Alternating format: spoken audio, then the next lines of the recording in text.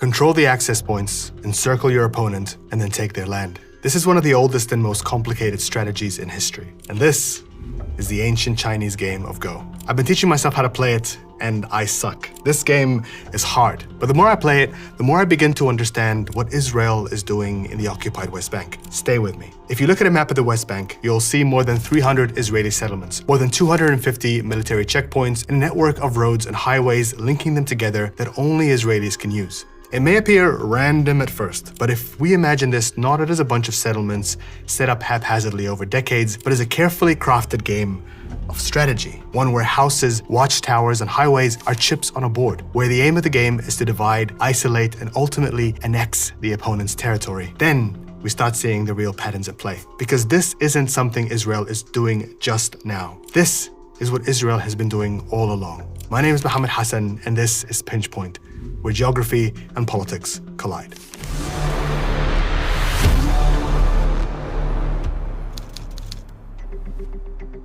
Let's start with a super quick breakdown of how to play Go. You have two players, one white, one black, and a board that represents territory. The aim is to place chips along the board and carve out as much land as possible before you run out of space. If you play it right, it starts looking quite random. But every placement is a part of the strategy that will pay off later in the game. If you corner your opponent's chips, it limits how they can move. And if you surround your opponent, their chips disappear and the land is yours. Now, this isn't just a game. For more than 2,500 years, some of the greatest political and military minds in history were taught to play from a young age. It's believed to be the longest continuously played game in history, originating in China, where it's called Wei Qi, and developed later in Japan, where it's called Ego. That's where we get its English name. Go is a game of strategy, patience, and conquest. Easy to learn, impossible to master. Let's have a look at the West Bank again. You have clusters of Palestinian cities in places like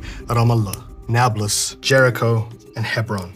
Then you have refugee camps like in Jenin, Tulkarm, Kalandia, and small rural towns and villages like Mesefer Yatta. When Israel was established in 1948, hundreds of thousands of Palestinians were displaced from their towns and cities and into the West Bank and Gaza. This is what Palestinians know as the Nakba, the catastrophe. Then in 1967, Israel's military occupied the West Bank, imposing a system of control on all aspects of Palestinian life. They limited their movement through checkpoints, their access to farmland, water, and electricity. Human rights groups and UN experts have described this as a system of apartheid. This was spearheaded by Ariel Sharon, a general at the time. He crafted Israel's military strategy to build a network of outposts along the border of the West Bank, focusing on the north, the south, and the Jordan Valley. When Sharon entered government and became the head of the settlement committee, he began to turn these outposts into settlements. This was known as the Alon Plan. Now, normally in a war, you try to gain territory in chunks, pushing your opponent back along a strong fortified line. But what Sharon imagined was instead a grid of nodes mapped across the territory. That way,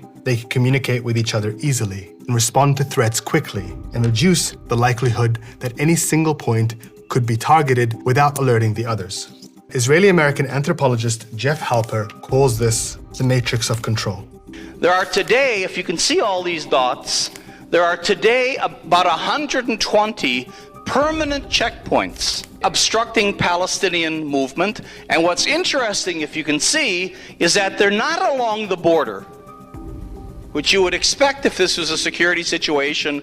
The vast majority of checkpoints are clustered inside, between all the various islands. Halper says, in this way, Israel's strategy of control resembles a game of Go, where you win by immobilizing the other side, by gaining control of key points of a matrix so that every time your opponent moves, he or she encounters another obstacle. See, it's not just me saying this. Then there's the settlements. Whenever a settlement is set up, Israel creates a security zone around it with fences and checkpoints. In 1967, less than 1,000 Israeli settlers lived in the West Bank and East Jerusalem. Now fast forward 6 decades and that has increased to more than 700,000 people. Today, nearly 1 in 10 Israelis live in illegal settlements. At first, Palestinians didn't understand why settlers would choose positions right next to their villages, but they didn't have access to Israel's carefully detailed archives and weren't allowed to read the maps of their own territory until one Israeli architect helped them crack the code. I've collected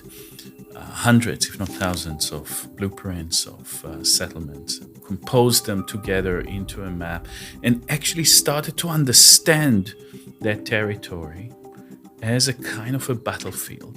The territory slowly hardens into a kind of a system, a matrix of control in a prison that would empty that area. Then, in fact, many of the architects of the Israeli colonial project were actually former generals. Eyal Weizman began to notice patterns in how settlements and military outposts were being built. Having grown up in Haifa, where a small Palestinian community survived the Nakba, he realized Israeli architects had been planning the slow takeover of the West Bank since the very beginning. If you go to Haifa today, you would see the small Palestinian surviving community down in the valley, surrounded by infrastructures that do not let it expand, that kind of keep it bounded in space, whereas the mountain is occupied by Jewish Israelis.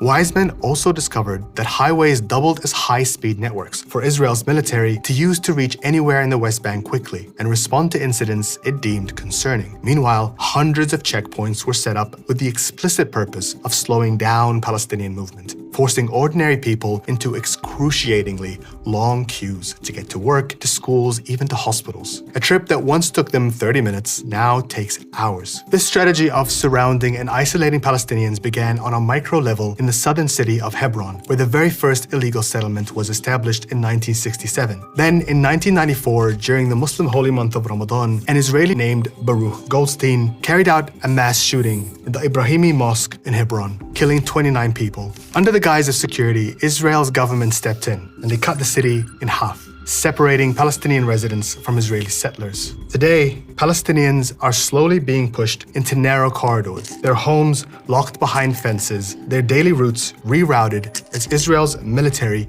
expands the security zones around illegal settlements. We own all the areas in Hebron and the land. It's private, even property. But unfortunately, we don't have access to this land. We don't have access to any public areas.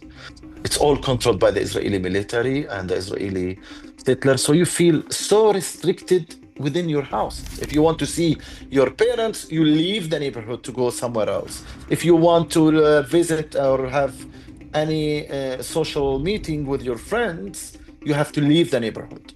And to leave the neighborhood, it means you pass 1, 2, or 3 checkpoints, and there is no certainty the checkpoint is open when you leave, or it's open when you come back. The same thing has been happening in East Jerusalem, where settlements have grown slowly to separate Palestinians from each other. In neighborhoods like Sheikh Jarrah, families are pushed out of their homes by court orders, then they're replaced by Israeli settlers. If you're Palestinian, you could live in a house for generations and wake up one morning to a letter from the Israeli government telling you that your home was built illegally or sits on the grounds of a national park the government just approved. This is what Israeli lawyer Michael Safard calls the architecture of apartheid. All this was happening while the so-called peace process was ongoing. The deal was meant to establish 2 separate states. When the Oslo Accords were signed in 1993, they guaranteed a Palestinian state would be established within 5 years. But Israel had negotiated a deal that would allow it complete military control of 61% of the land, focusing on areas where it had built illegal settlements. Palestinians were left with a series of disconnected enclaves, where they only had limited control. By isolating Palestinians from each other, Israel was suffocating their economy and paving the way for a larger strategy to cut the West Bank in half. It's the same tactics,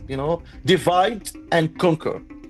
That's the tactics of colonizers. Which brings us to the E1 plan to connect Ma'ale Adumim settlement with East Jerusalem. It would create a wedge that extended outwards from Israel towards the Jordan Valley. That plan was initially greenlit by Yitzhak Rabin, the same Israeli prime minister who signed the Oslo Accords. But under international diplomatic pressure, the plan never went ahead until today. In August 2025, Israel's government approved the E1 plan officially, spearheaded by its minister Bezalel Smotrich, and he made his intention pretty clear.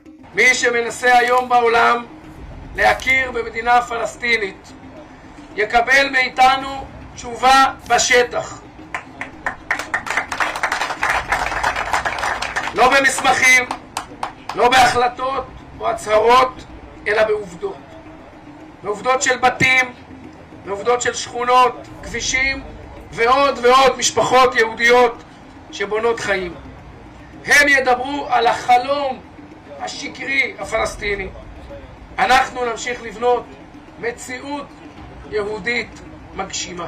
And now here's where the metaphor of an old game starts to fall apart, right? Because there's one major problem. Israel isn't playing by the rules. For one thing, Palestinians have a limited number of chips on the table. They're not allowed to add more. They can't build new towns, new settlements, new villages. If they lose a chip, they also can't replace it with a new one. Israel refuses to allow Palestinian refugees living abroad to return to their land. But Israel can bring in as many people as it wants into the settlements, even though they're illegal. The Geneva Convention makes it clear that an occupying power has no right to transfer any of its own people onto land it controls militarily. Not only that, but Israel can also remove Palestinian ships whenever it wants. Ultimately, it controls the rules of the game. And if a Palestinian Bedouin village sits in a part of the map that Israel wants, it can simply declare it illegal. You may recognize Bassel Adra from his speech at the Oscars, where he won Best Documentary for his first-person film, No Other Land. About 2 months ago, I became a father, and my hope to my daughter that she will not have to live the same life I'm living now,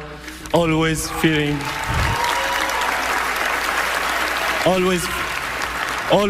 settlers' violence, home demolitions, and forest-built displacements that my community, Masafir Yatta, is living and facing every day under the Israeli occupation. While Adra was on stage, Israeli settlers stormed multiple villages in Masafir Yatta, puncturing water tanks, stabbing a sheep to death, and injuring 2 Palestinians. 4 months later, an Israeli settler shot and killed one of the film's producers, Auda Hadalin, when he tried to stop a bulldozer driving through his village. If you look at a map of Masafir Yatta, you can see how Israel's strategy is playing out in real time. There are settlements on one side and checkpoints on the other, while the area and the people living in it, like Bassil's family, are slowly being strangled. In the real game of Go, if you're playing at any professional level, then there are judges to make sure that everyone is following the rules. So, who are the judges in this situation? For a long time, that's been the United States. For decades, it has helped Israel evade consequences for its expansion into Palestinian territory. The United Nations has voted on dozens of resolutions condemning the construction of illegal settlements. But almost every time these resolutions reach the UN Security Council, the US vetoes them. And now, with the Trump administration in office, the US has dropped any pretense of being a neutral mediator. Israel is a tiny little spot compared to these giant land masses. It's really a tiny spot. I actually said, is there any way of getting more? It's so tiny. There are certain words I refuse to use. There is no such thing as a West Bank. It's Judea and Samaria. There's no such thing as a settlement. They're communities, they're neighborhoods, they're cities. There's no such thing as an occupation. There'll be no security. No security in the region until Israel is able to rule over this land. Israel will only be safe when Israel controls those territories. And Israeli lawmakers have seemingly taken the cue. In July, they voted overwhelmingly for a motion calling for the complete annexation of the West Bank. And while it was only a symbolic motion, it gives Netanyahu's government the green light to move ahead with its plans, knowing they will likely face little opposition from their partners in the US. The idea of annexation was happening on the ground since very long time.